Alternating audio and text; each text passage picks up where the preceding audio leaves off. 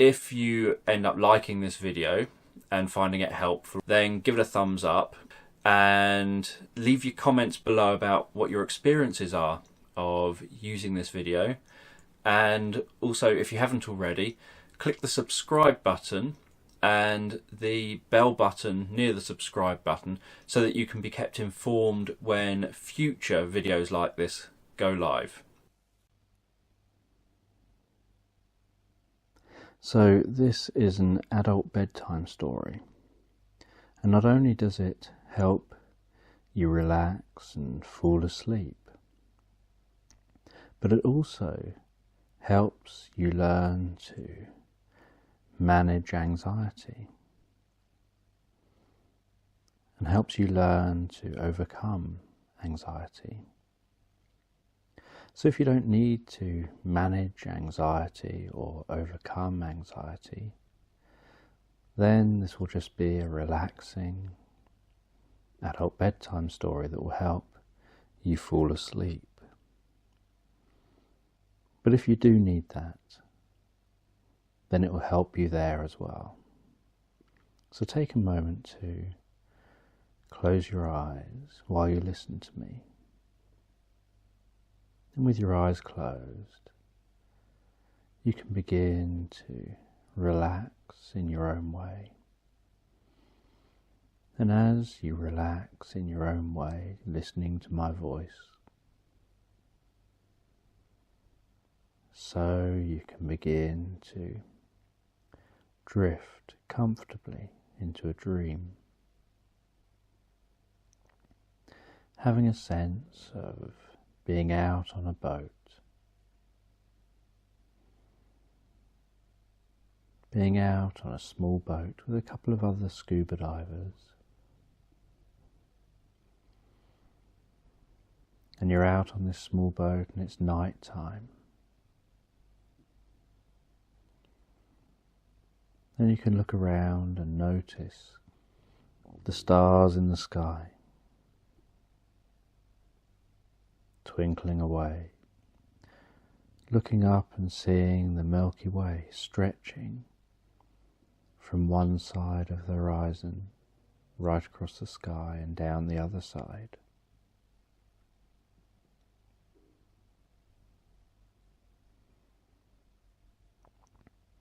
You can notice as you gaze up at the sky different colours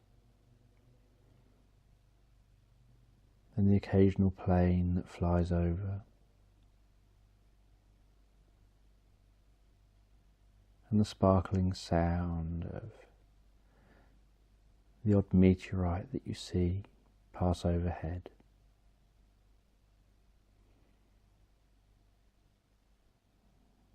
And you can just relax on the boat as you're travelling to your dive site. And as you relax on the boat while travelling to the dive site, you can notice the feeling of the boat moving in the water, the feeling of the boat gently rocking up and down as it moves through the waves. And there's some movement even though the water's really calm. And as the night continues on, and you continue to go towards that dive site, so you can notice the moon rising on the horizon, noticing how there's bright white shimmering light on the water as you gaze off. And you notice that bright white shimmering light dancing on the surface of the water. And you can see the waves moving and making light dance across the whole ocean. And occasionally you hear whales and dolphins breaching the surface as they come up for air, take a breath, blow out all their air, and dive back down again.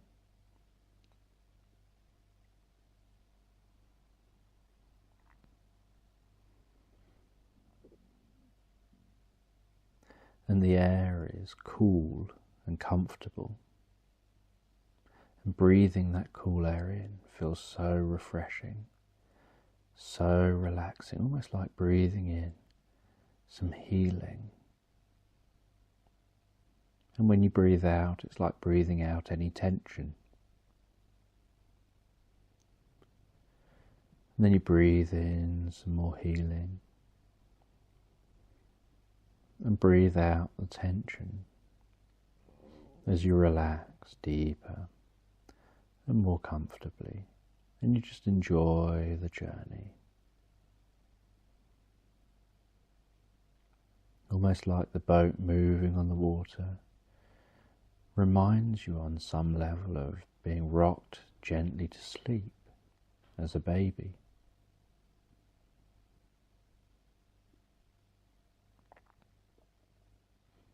And there's something calming and comfortable about this journey on this boat.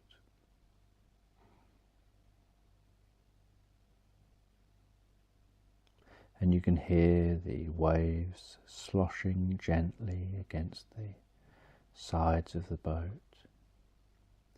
Hear the background faint chatter of the other divers among themselves, while you're just busy relaxing with your eyes closed. Now, just taking in some of that fresh sea air, just breathing that in and relaxing.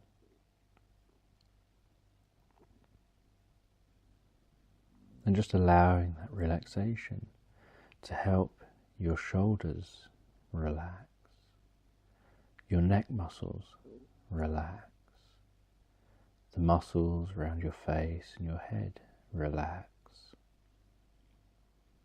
the muscles down through your back, around your sides, down your chest, and down into your stomach relax, the muscles down all the way through your legs and your arms relax.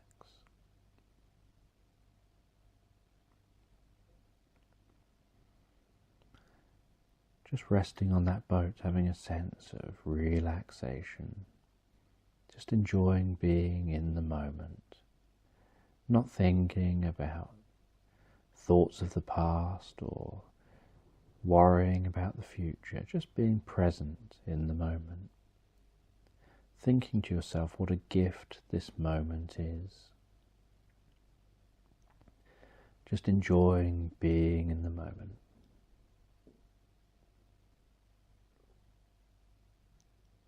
That's it. And then, as the boat continues, you hear someone say that you're nearly at the dive site. And you've been looking forward to this dive for some time. And now, as the moon has risen a bit higher, you can notice how it lights up some clouds in the sky, and how some of the clouds drift across the face of the moon. That's it.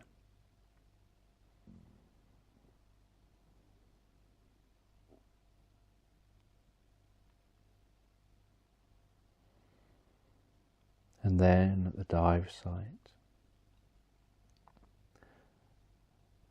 they drop the anchor, and you can hear the chain unwinding as the anchor drops deeper and deeper, deeper and deeper out of sight, down into the ocean, dropping deeper and deeper as the chain continues unwinding.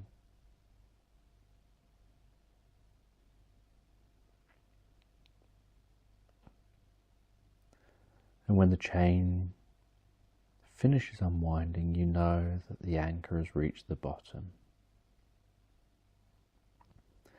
And you go and get your diving gear on.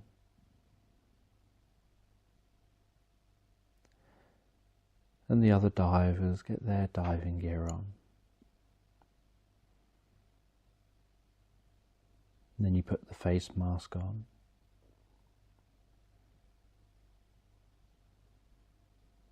You hold the mouthpiece in your mouth. Do a couple of breaths just to test it's all okay. Check your equipment.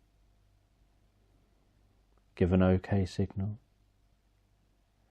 Sit on the edge of the boat. And then you allow yourself just to tip back into the water, splashing into the water with your back. And hearing the sound of bubbles as you sink through the water. And feel that weightlessness. And instantly feel your breathing calming, relaxing.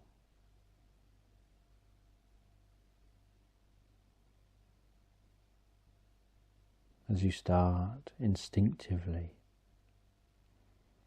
breathing with a diver's breathing. Doing long, full breaths from deep in your stomach. Breathing in.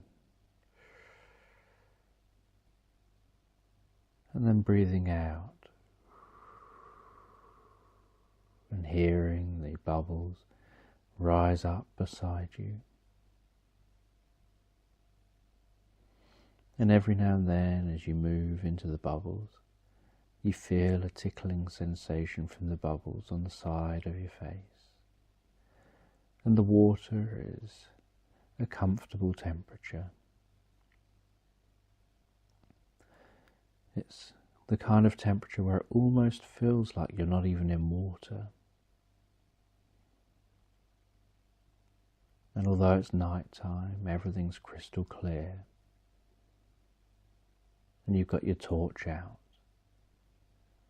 And you turn your torch on and you wave the beam around and you see the bottom and you see a shipwreck down there. And you signal to the other divers to go ahead towards the shipwreck.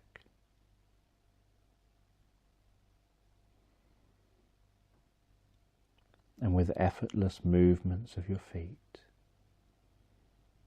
you feel yourself propelled through the water, going deeper and deeper into the darkness, deeper and deeper down towards that shipwreck. And the boat above has some low noises coming from it. And the sound underwater is totally different to the sound at the surface. At the surface, you can hear wind, you can hear sloshing and choppy water bouncing on the boat. Down here, it's just peace and calm. Like everything's running at a different speed, more relaxed.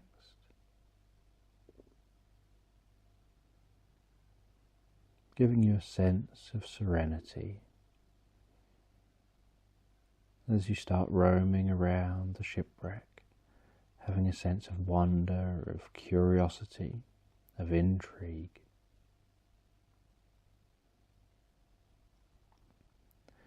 And you see the shipwreck has been here quite a while. There are already many colonies of plants and fish and aquatic life growing and living in and around the shipwreck.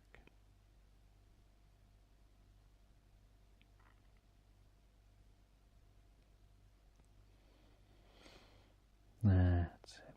And you swim inside the ship and you admire the wood.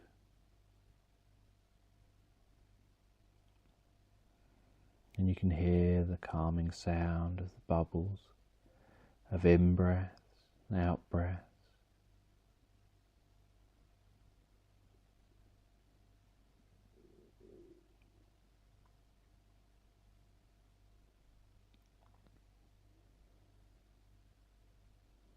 That's it. And you travel deeper and deeper into this ancient shipwreck. And you realize this shipwreck is many hundreds of years old. And you swim through this shipwreck.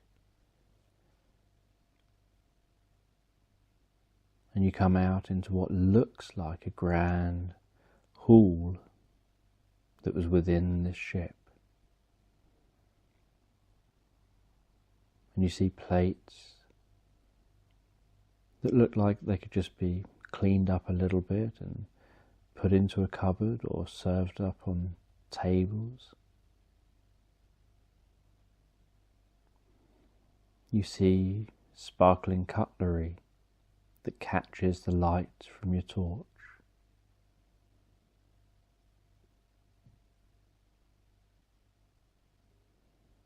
And as you continue deeper into the ship, so you discover different treasures in the ship.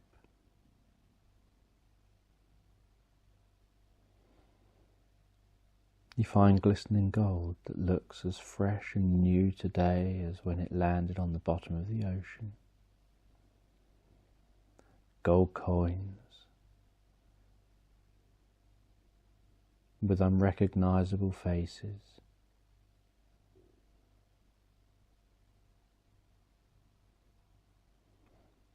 And you swim deeper and deeper into the ship before coming out of the other side of the ship, right at the bottom of the ocean. And while you just gaze around, moving your legs gently just to hover, keep yourself there, you notice something that looks man-made under the sand on the sea floor. And so you swim over and you signal to some of the other divers to swim over as well. And you notice that it's a statue, an ancient statue from an ancient civilization. And it doesn't look familiar.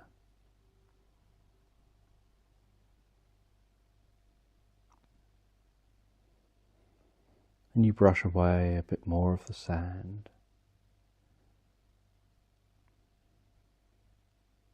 And you find that the statue is just part of something larger,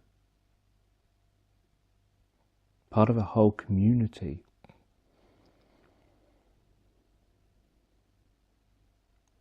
It looks like there's a road and some statues. And so you swim along this underwater road, exploring where it's going to go.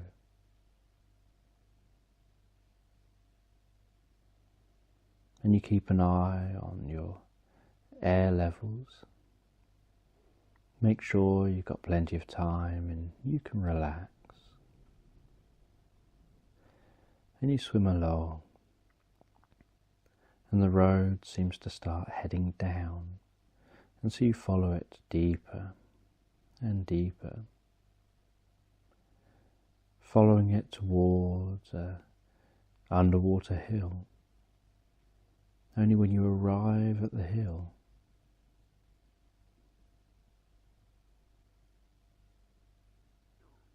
you shine your torch on it, and the torch seems to pick out some glistening stones, almost like someone's implanted diamond dust in the stones. And you run your hand along that,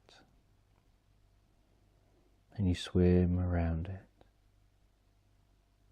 And then you find that there's an entrance, and that this is actually an ancient pyramid that for some reason is now deep under the sea. And you've never heard of an ancient civilization in these parts where you're currently diving.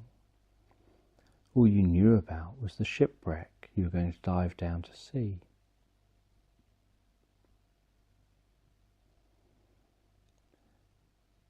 And so you decide you want to explore the pyramid, and you swim into the pyramid, swim through into the chambers.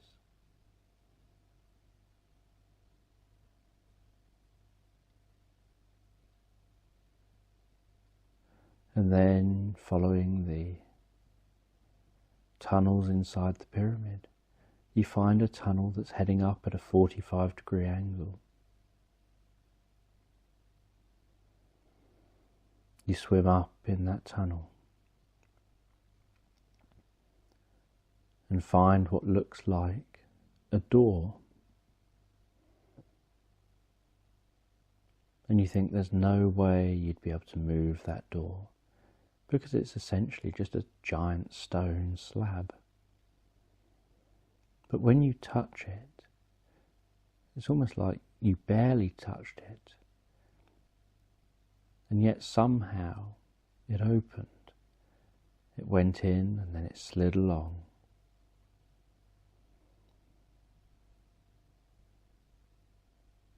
And some of the water ran into the chamber, almost like sucking you up into that chamber. But it only filled the chamber a little way.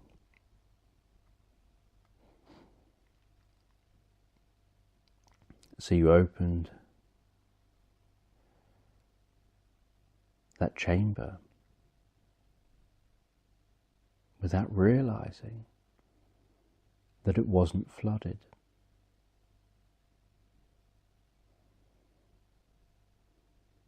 And you swim into the chamber fully and realize that you can break the water's surface. And you don't know what the air will be like, but you take your mask off to find out. And you realize you're breathing air that hasn't been breathed in thousands of years.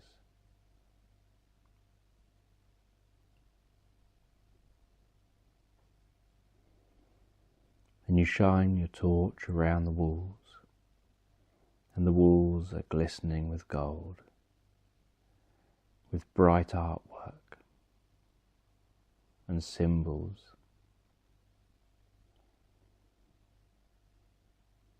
And you feel a sense like somehow the artwork, the experience you're having, is teaching you something.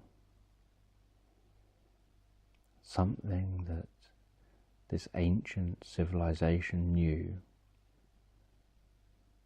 that you know deep down and fundamentally.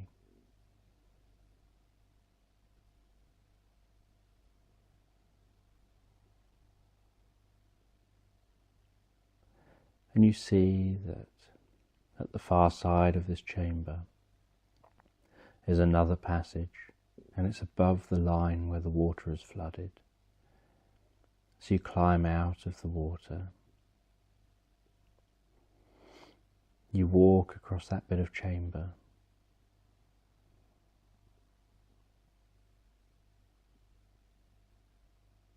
And you open the entrance to the passage. That's it. And you start making a journey deeper and deeper into the pyramid.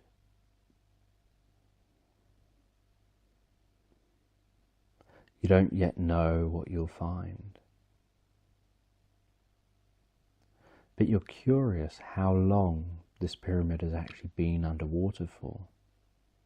And if it's been underwater for a long time, it's very unlikely to have been looted. So you never know what you may find.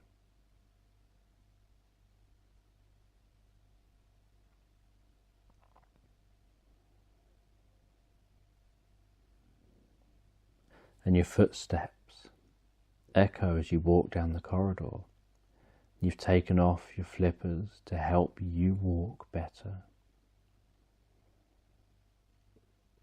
And you feel a sense of excitement.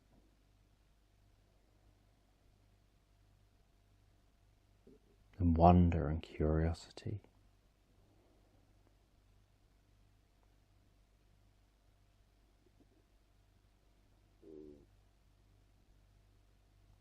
And then you find a tomb full of different artifacts made of different types of woods, metals, gold, silver.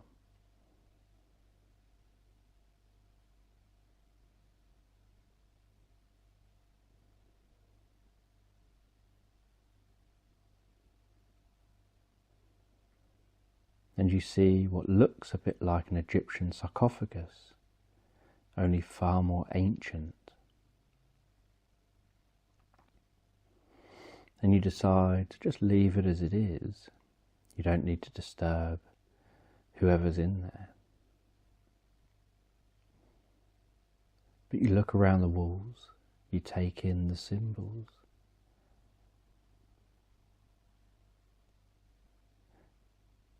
And you realise that some of it isn't just symbols, it's just drawings like you would draw or do artwork of key events.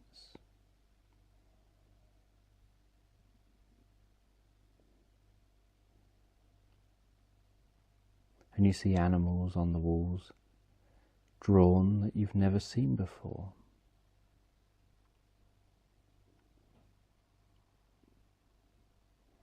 And you see coastlines drawn on what looks like a map.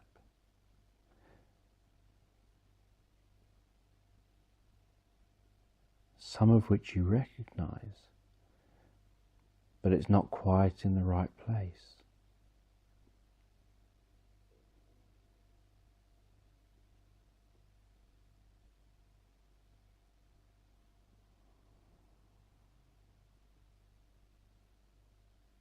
And then you find some evidence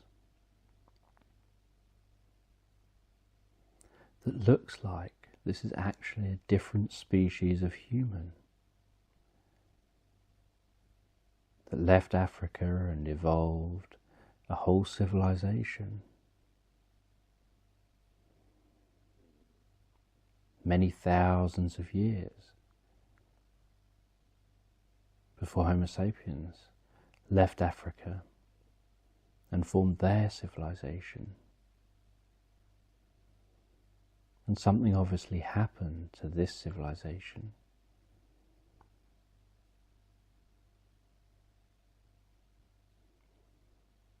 And based on the fact that this is a pyramid, and that it resembled the Egyptian pyramids, but was far older, and the Mayan pyramids, and many other ancient civilizations' pyramids.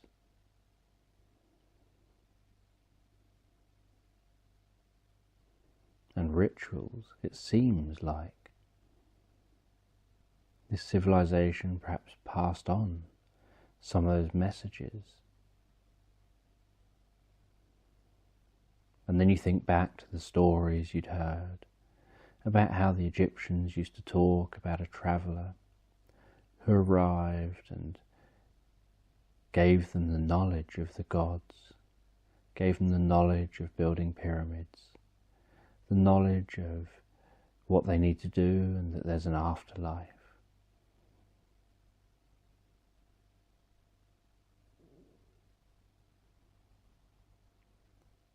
And you now think that it seems those travellers may have been this ancient race of hominid.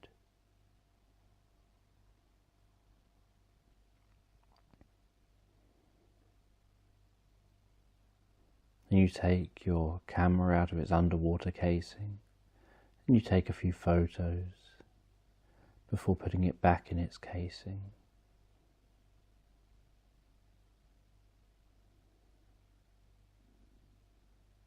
And you explore a bit more around this pyramid.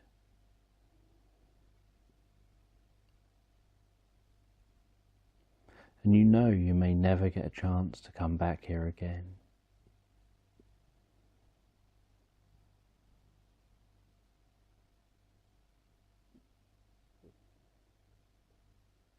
And so you finish up looking when you're ready, and you find your way back to where you came in. You put your diving gear back on properly, and your face mask back on. You plop yourself down into the water and swim back out of the pyramid.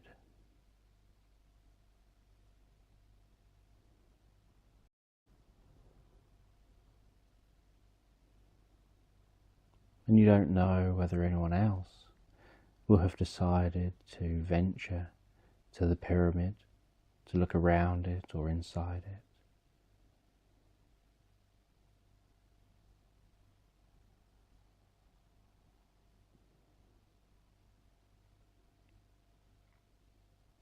And you start swimming back, following that road, back towards the shipwreck. And as you swim, you can gaze up and you notice the way that the moonlight is flickering and glistening and dancing in the surface part of the water, making shards of moonlight dance just under the surface. And you can notice shoals of fish swimming and darting around within those shards of light.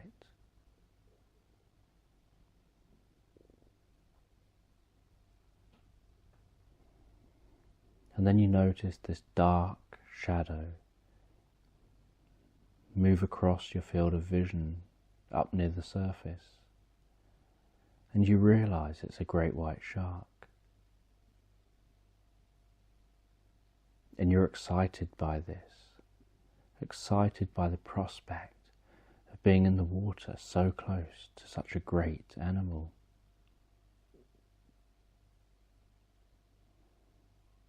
And so you relax on the bottom, gazing up towards the surface, breathing calmly and softly, watching the shark as it circles around, as it swims along, so majestic and relaxed.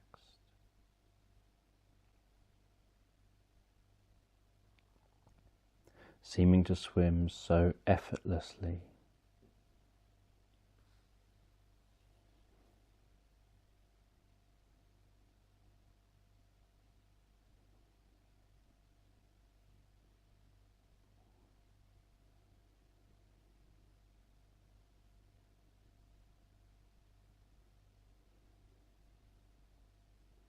And then once the shark has swam around, you just watch as it swims off into the distance.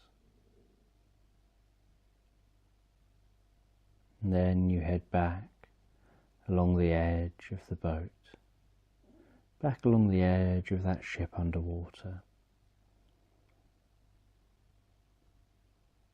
before starting to make your way up towards the surface.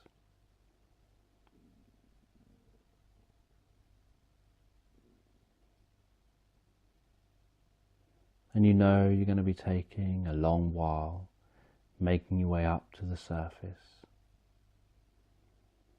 And you stop at regular intervals and hold your position to make sure that you reach the surface safe and sound. And while you're holding your position, some dolphins come over. And one dolphin seems to hover itself just in front of your face. And it seems to be penetrating you with clicks and whistles, as if it's scanning you to figure out what kind of a person you are. and then it turns itself upside down at about your waist level.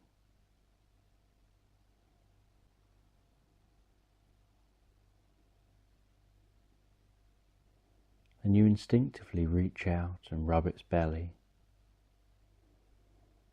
and it makes some clicks and whistles that you interpret as it enjoying itself. And it seems to be remaining in that position, so it seems comfortable to be having done what's happening.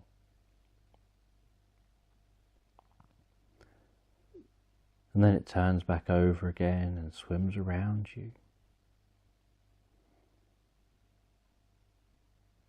And then it blows out a whistle and blows out a circular bubble.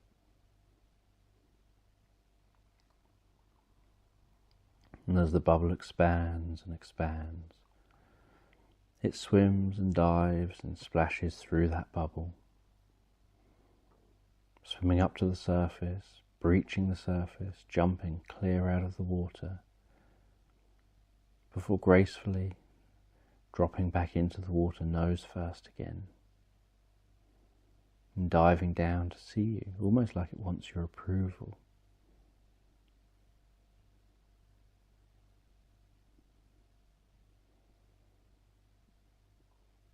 As if it's also trying to size you up.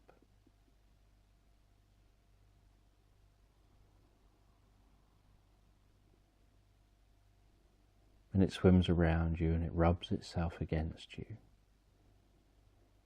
in the same way that a cat or a dog might rub itself against you.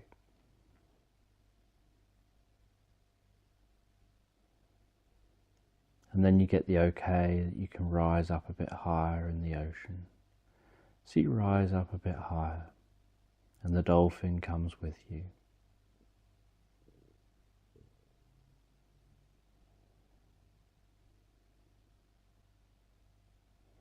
And the dolphin continues to splash around you, be playful around you. And after some time, you make it to the surface. And while you're bobbing on the surface, so that dolphin continues to swim around you and want to play with you. It swims past you and seems to be trying to encourage you to hold on to its fin. And so you do hold on to its fin and relax and enjoy a fast ride around in a circle before it decides when to make you let go. And while you're bobbing on the surface, you hear the loud sound of a whale blowing out its air.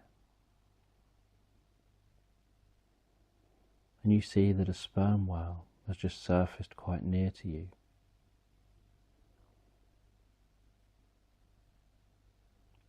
And you're in awe of the size of that whale.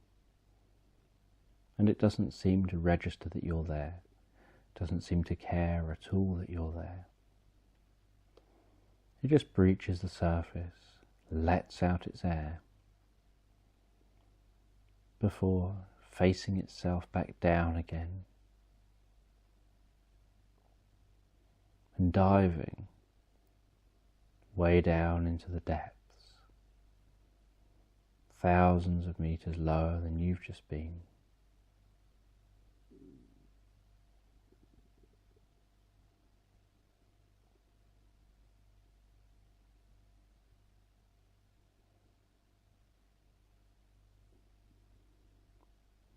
And you just bob on the surface for a while, while you wait for the boat just to get a bit closer so that you can climb up and get out. When you're out of the water, you get out of your scuba gear and you take some time to sit down and just gaze out over the sea and just enjoy watching that dolphin and the other dolphins play in the sea, clearly visible in the moonlight, jumping high out of the water and landing on their backs, jumping out the water, doing flips, and going nose first back into the water without hardly a splash.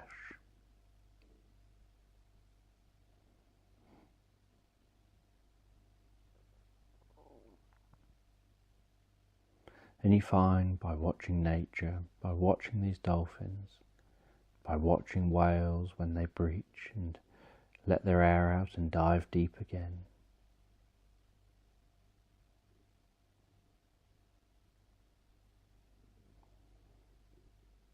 you find this so relaxing.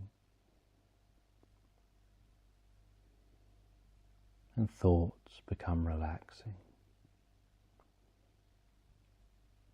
And thoughts relax you.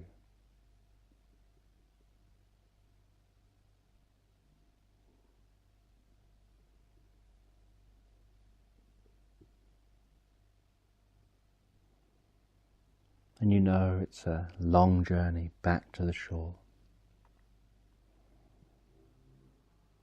And so you find a small bed on the boat to settle down in. And while you settle down in that small bed, so your mind wanders to interesting stories, almost like long lost memories of ancient lives, of this ancient civilization.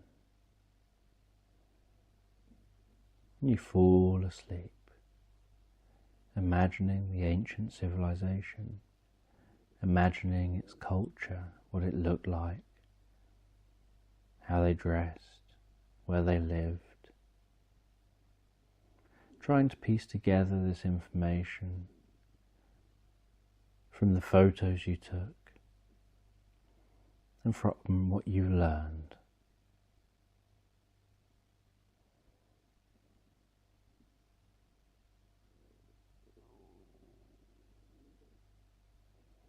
And realizing the importance of your breathing and having control over that calm, relaxed breathing is a key component of diving successfully.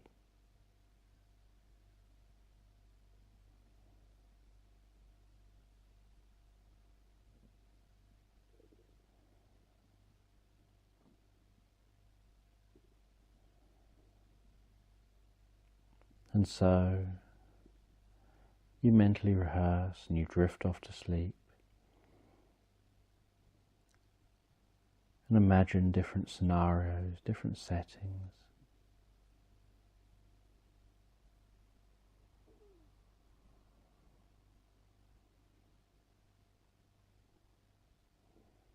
And wonder what the future will hold for your discoveries, looking forward to coming out again, to go on that dive